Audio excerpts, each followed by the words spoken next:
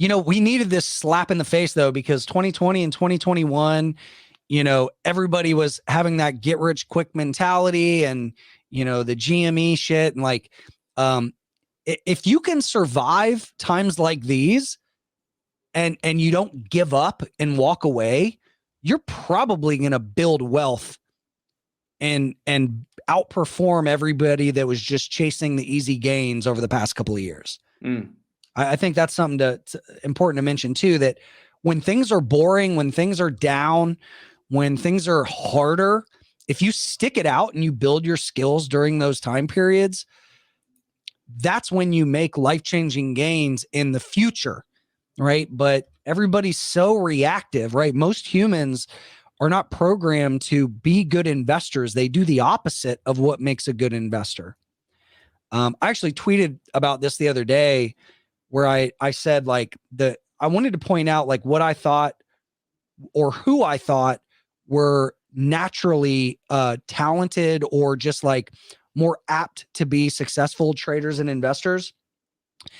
And the ones that I've seen over the past like 20 years that have really stood out that make great traders and investors are people like pilots, firemen, commercial like divers that dive to like 600 feet underwater, and then poker and chess players, basically people that are used to assessing risk, right? And then making high consequence decisions with incomplete information, right? Like think of a pilot, like it doesn't get much more high consequence decision, right? If you're in battle or you're, a rescue pilot and you're flying around and you're making these decisions on the fly and you're assessing risk, or you're a fireman trying to figure out, do I send my guys in, or, what's the risk of this situation? I don't know everything about the building, right?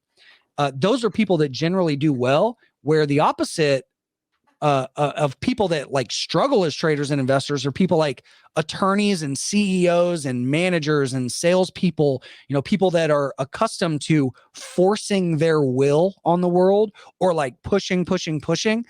Those are people that typically struggle because they're used to being able to manipulate people and things and situations, where in the markets, if you try to do that, if you go in with the bulldog attorney's mindset or the entrepreneur, I'm going to get as many sales as possible mindset, it's actually the opposite mindset that makes you a successful investor. You've got to have confidence and you've got to be bold, but you've also got to realize that releasing control and knowing that the markets are outside of your control is very, very important.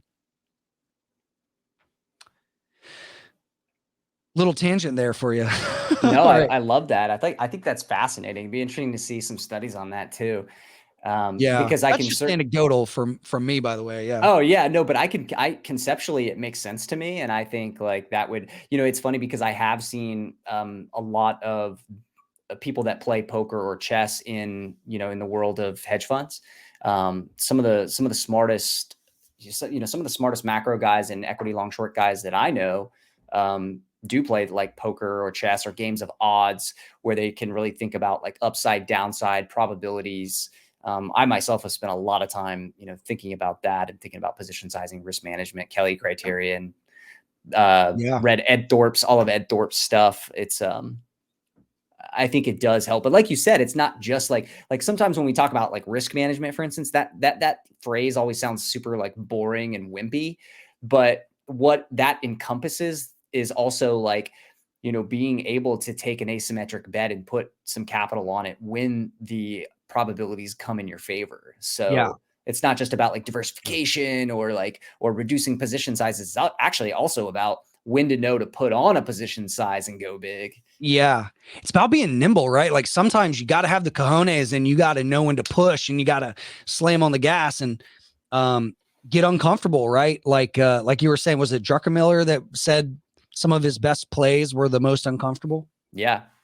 Yeah.